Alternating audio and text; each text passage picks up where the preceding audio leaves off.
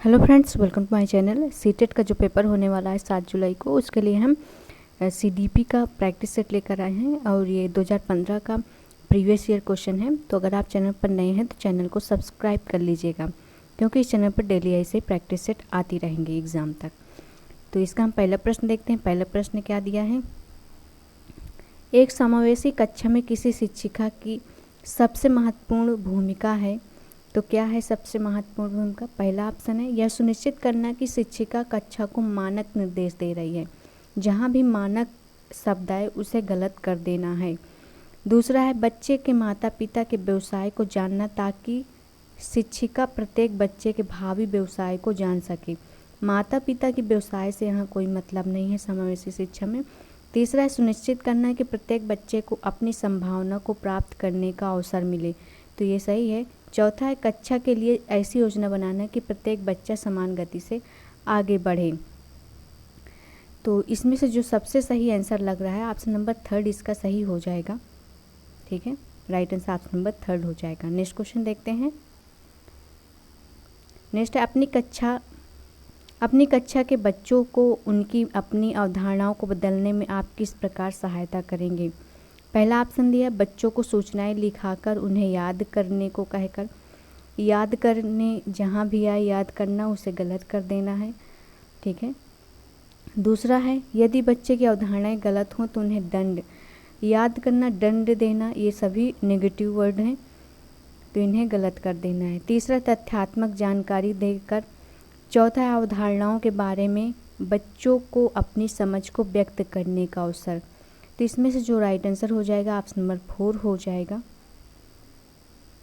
Next question है जब बच्चे एक विशेष संख्या में पुस्तकें पढ़ते हैं तो उन्हें एक प्रमाण पत्र दिया जाता है।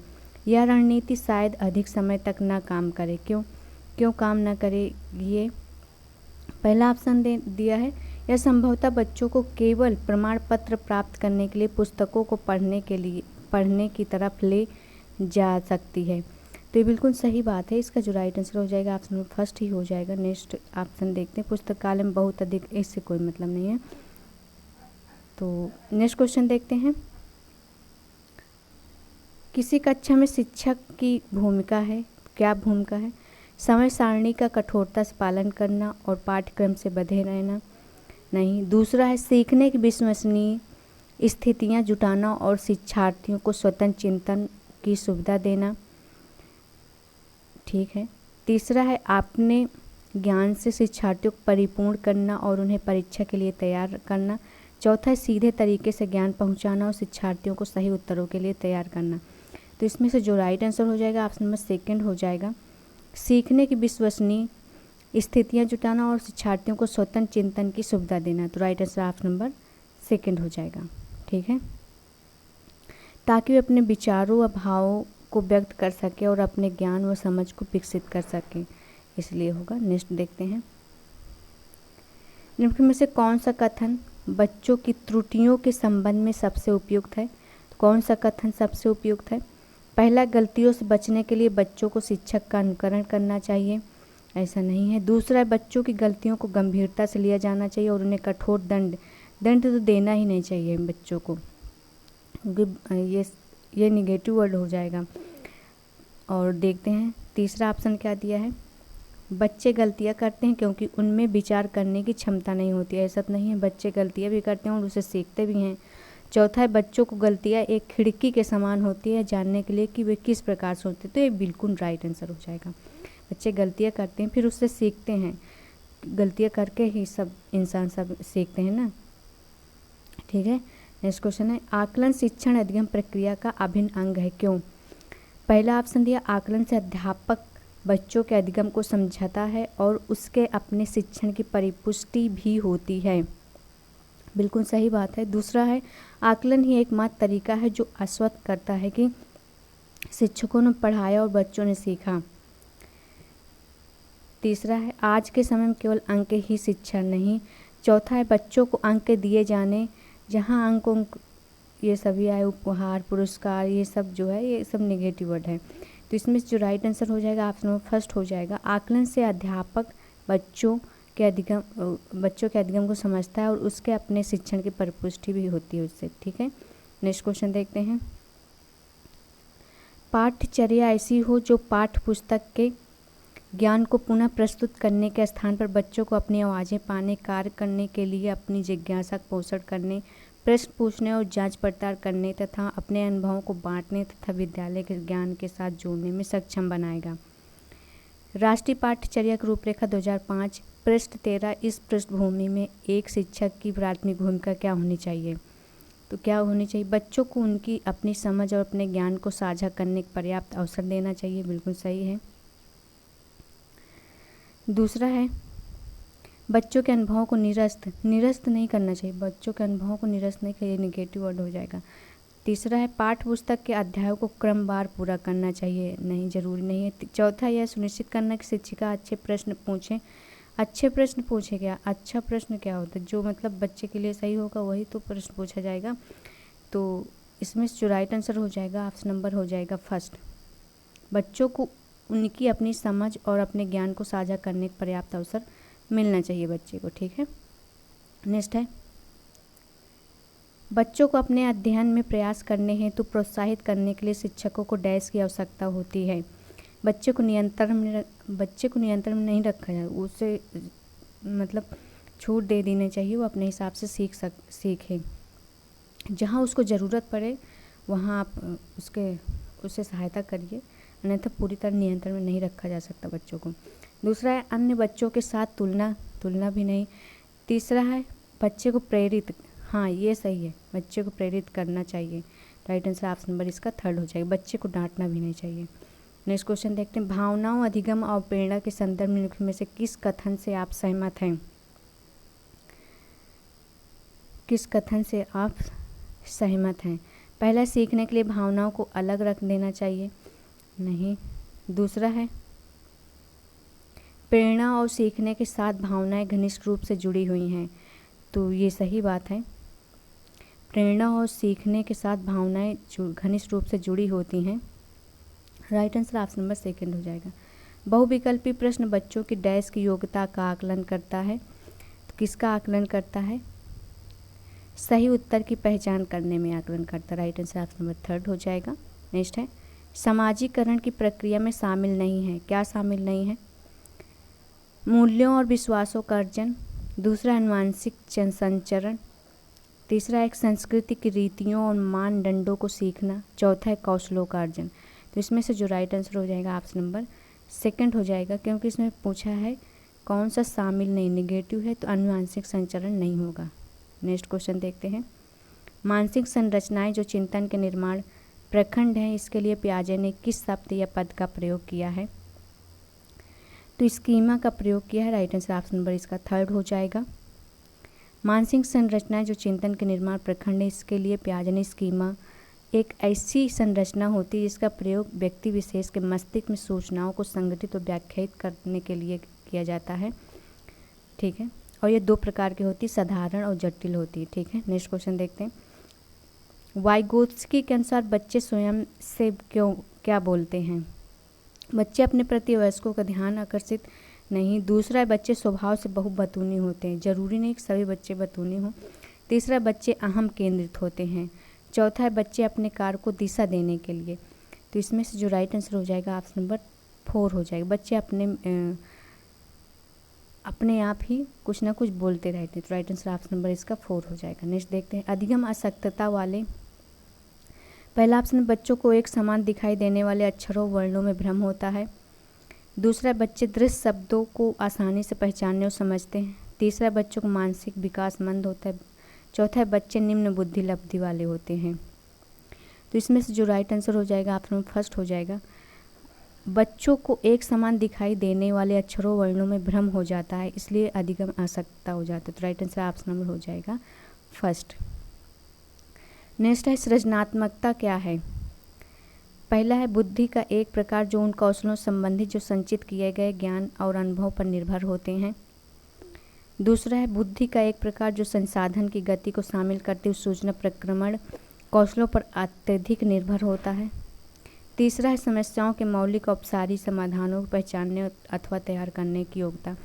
जहाँ भी आपको अपसारी चिंतन, ये अपसारी समाधानों को पहचान करने, ये सभी है ना वहाँ सही कर देना है बिना देखें, अगर सही पूछा हो तो। राइट आंसर ऑप्शन नंबर इसका थर्ड ही हो जाएगा। ठीक है, नेक्स्ट है, भारत में बहुत से बच्चे विशेषकर लड़कियां विद्यालय में आने से पहले और विद्यालय से वापस जाने के बाद घर का काम करती हैं। आपके विचार से इस संदर्भ में एक शिक्षिका को गृह कार्य के बारे में क्या करना चाहिए? पहला ऑप्शन है, शिक्षिका को ऐसा गृह कार्य देना चाहिए जो विद्यालय में कराए गए अधिगम को बच्चों के घरेलू जीवन से जोड़ता है। बिल्कुल सही बात है, इसका राइट आंसर हो जाएगा, इसका राइट आंसर हो जाएगा option number first. Next question देखते हैं, एक प्रभावी कक्षा में, पहला ऑप्शन है, बच्चे अपने अधिगम को सुगम बनाने के लिए मार्गदर्शन एवं सहयोग हेतु शिक्षक को सहायता लेते हैं। तो सही बात है, बच्चे अपने अधिगम को सुगम बनाने के लिए मार्गदर्शन एवं सहयोग हेतु शिक्षक से सहायता लेते हैं। तो राइट आंसर ऑप्शन नंबर इसका फर्स्ट हो जाएगा। नेक्स्ट क्वेश्चन देखते हैं, ज्ञान के एक बड़े असंबद्ध भाग को प्रस्तुत करना क्या कहलाता है? पहला ऑप्शन है, अपने तरीके से जानकारी को व्यवस्थित करने में शिक्षार्थियों की सहायता करेगा। दूसरा, शिक्षिका के कार्य को कठिन और शिक्षार्थियों के कार्य को आसान बनाएगा। तीसरा, शिक्षार्थियों के लिए अवधारणात्मक समझ को प्राप्त करने को कठिन बनाएगा। तो इसका जो राइट आंसर हो जाएगा ऑप्शन नंबर थर्ड हो जाएगा। नेक्स्ट है, क्या बच्चे इसलिए भाषा अर्जित करते हैं क्योंकि उनमें आनुवांशिक रूप से ऐसा करने की पूर्व प्रवृत्ति होती है, या उनके माता पिता प्रारंभिक अवस्था से ही उन्हें गहन रूप से सिखाते हैं? प्रश्न आवश्यक रूप से दर्शाता है। तो क्या दर्शाता है? पहला ऑप्शन है, क्या विकास एक सतत प्रक्रिया है या असतत प्रक्रिया है? दूसरा है, भाषा के विकास पर संज्ञान का प्रभाव। तीसरा, प्रकृति और पोषण पर बहस हो रही है। तो इसमें से जो राइट आंसर हो जाएगा ऑप्शन नंबर थर्ड हो जाएगा। नेक्स्ट क्वेश्चन देखते हैं, अमूर्त वैज्ञानिक चिंतन के लिए क्षमता का विकास निम्नलिखित अवस्थाओं में से किसकी एक विशेषता है? अमूर्त वैज्ञानिक चिंतन के लिए क्षमता का विकास किस अवस्था में एक विशेषता है? तो पहला ऑप्शन दिए मूर्त संक्रियात्मक अवस्था, दूसरा औपचारिक संक्रियात्मक अवस्था, तीसरा संवेदी गतिक अवस्था, चौथा है पूर्व संक्रियात्मक अवस्था। तो इसमें से जो राइट आंसर हो जाएगा ऑप्शन नंबर सेकंड हो जाएगा, औपचारिक संक्रियात्मक अवस्था हो जाएगा। ठीक है, यह अवस्था 12 वर्ष के बाद की अवस्था है जिसमें समस्या समाधान की परिकल्पना विकसित करने के लिए वास्तविक और अवास्तविक में अंतर समझने की विसंगतियों के संबंध में विचार करने की क्षमता का विकास होता है। तो इसमें से जो राइट आंसर हो जाएगा ऑप्शन नंबर सेकंड हो जाएगा। नेक्स्ट है, एक बच्चा तर्क प्रस्तुत करता है, आप यह मेरे लिए करें और मैं वह आपके लिए करूँगा। यह बच्चा कोहल वर्ग की नैतिक तर्कना की किस अवस्था के अंतर्गत आएगा? तो पहला दिया अच्छा लड़का अच्छी लड़की अभिमुखीकरण, दूसरा है सामाजिक अनुबंध अभिमुखीकरण, तीसरा है सहायक उद्देश्य अभिमुखीकरण, चौथा है दंड और आज्ञा पालन अभिमुखीकरण। तो इसमें सही आंसर हो जाएगा अच्छा लड़का और अच्छी लड़की अभिमुखीकरण। राइट आंसर ऑप्शन में इसका फर्स्ट हो जाएगा। ठीक है, इसमें बच्चे और युवा अपने माता पिता द्वारा निर्धारित किए गए नैतिक व्यवहार के मापदंडों को अपनाते हैं, जैसे विश्वास, दूसरों का ख्याल करना, ये सभी होता है। नेक्स्ट देखते हैं, प्रगतिवादी शिक्षा है, क्या है प्रगतिवादी शिक्षा? पहला अनुबंधन और पुनर्वलन के सिद्धांतों पर आधारित, दूसरा पाठ्य पुस्तकों पर आधारित क्योंकि वे विज्ञान के एकमात्र वैध स्रोत हैं, तीसरा इस मत पर विश्वास करती है कि शिक्षक को अपने उपागम में दृढ़ रहना है और वर्तमान समय में बिना दंड का प्रयोग किए बच्चों को पढ़ाया नहीं जा सकता है, ऐसा नहीं है। चौथा है समस्या समाधान और आलोचनात्मक चिंतन पर अधिक बल देती है। तो इसमें जो राइट आंसर हो जाएगा ऑप्शन नंबर 4 हो जाएगा। नेक्स्ट है, विभिन्न मुद्दों विमर्शों पर उनके लिए कारण प्रस्तुत करते हुए बच्चों को अपनी व्यक्तिगत राय को व्यक्त करने के लिए प्रोत्साहित करने वाले प्रश्न किसको बढ़ावा देते हैं? मानकीकृत को नहीं देते हैं। दूसरा विश्लेषणात्मक और आलोचनात्मक चिंतन, तीसरा है अभिसारी, चौथा है जानकारी का पुनः स्मरण। तो इसमें जो हो जाएगा ऑप्शन नंबर सेकंड हो जाएगा, विश्लेषणात्मक और आलोचनात्मक चिंतन हो जाएगा। नेक्स्ट है, निम्नलिखित में से कौन सा कथन विकास और अधिगम के बीच संबंध को सर्वश्रेष्ठ रूप से जोड़ता है? कौन सा जोड़ता है? पहला है विकास अधिगम से स्वतंत्र है, दूसरा अधिगम विकास के पीछे रहता है, तीसरा अधिगम विकास समानांतर परिभाषिक शब्द है, चौथा है अधिगम और विकास एक जटिल तरीके से अंतर संबंधित है। तो इसमें से जो राइट आंसर हो जाएगा ऑप्शन नंबर 4 हो जाएगा। नेक्स्ट क्वेश्चन देखते हैं, इनमें से कौन सा विकास का एक सिद्धांत नहीं है? कौन सा एक सिद्धांत नहीं है? देखते हैं। विकास संशोधन योग्य होता है।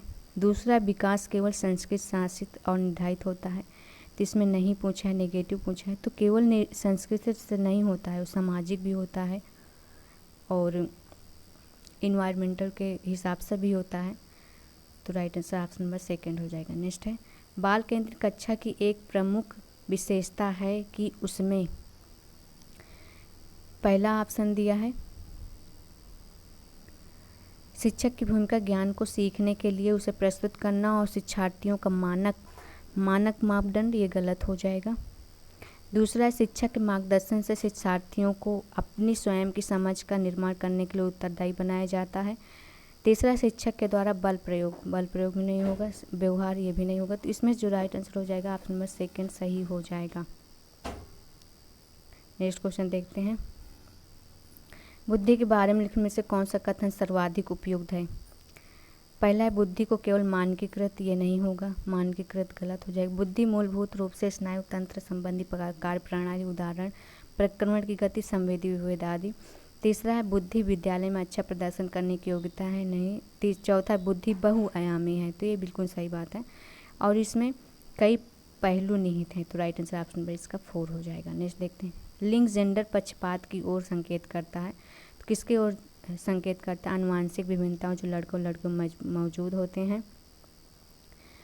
तो दूसरा है स्त्रियोचित और पुरुषोचित विशेषताओं में सापेक्षिक रूप से स्वयं का बोध। तीसरा, अपने शरीर विज्ञान के कारण लड़कों और लड़कियों के बीच विभिन्नताओं की स्वीकृति। चौथा, सांस्कृतिक अभिवृत्तियों के कारण अपेक्षाओं पर आधारित लड़कियों और लड़कियों में भिन्न व्यवहार। तो इसमें से जो राइट आंसर हो जाएगा 4 हो जाएगा। नेक्स्ट क्वेश्चन है, एक उच्च प्राथमिक विद्यालय के शिक्षक के रूप में आपके पास कक्षा में कुछ ऐसे बच्चे हैं जो प्रथम पीढ़ी के रूप में विद्यालय आ रहे हैं। आपके द्वारा इनमें से किसे किए जाने की संभावना सर्वाधिक है? पहला, कक्षा गतिविधि के समय और गृह कार्य के लिए उन्हें बुनियादी सहयोग और अन्य सहायता उपलब्ध कराएंगे। तो सही बात है, ये उन्हें सहायता उपलब्ध कराना चाहिए। राइट आंसर ऑप्शन नंबर इसका 1 हो जाएगा। याद करने से कोई नहीं, मतलब बच्चों कहेंगे आगे बढ़ने की क्षमता नहीं, ऐसा तो नहीं है, सभी बच्चों में क्षमता होती है, माता पिता से मतलब नहीं है। समान आयु के बच्चों में भी आकृति, योग्यता, स्वभाव, रुचि, प्रवृत्ति और अन्य बातों में बहुत अंतर होता है। इस संदर्भ में विद्यालय की क्या भूमिका है? पहला, बच्चों के आकलन के लिए नियामक मानक स्थापित जहाँ भी हो उसे गलत कर देना है। दूसरा, सुनिश्चित करना कि शिक्षक मानकीकृत दोनों को ऑप्शन गलत हो गए। तीसरा, सुनिश्चित करना कि सभी बच्चों का विकास एक ही प्रकार से हो। सुनिश्चित करना कि सभी बच्चों का विकास एक ही प्रकार से हो, जरूरी नहीं कि ये सभी बच्चों के किसी का कम होगा, किसी का ज़्यादा होगा। चौथा है सुनिश्चित करना कि प्रत्येक बच्चे को अपनी क्षमताओं के अनुसार, बिल्कुल सही बात, अपनी जितनी जिसकी क्षमता होगी उतना वो आगे बढ़ेगा, उतना उसे वो पढ़ पाएगा। तो इसमें जो राइट आंसर हो जाएगा ऑप्शन नंबर 4 हो जाएगा। अगर वीडियो अच्छी लगी तो लाइक कर दीजिएगा और चैनल को सब्सक्राइब कर दीजिएगा।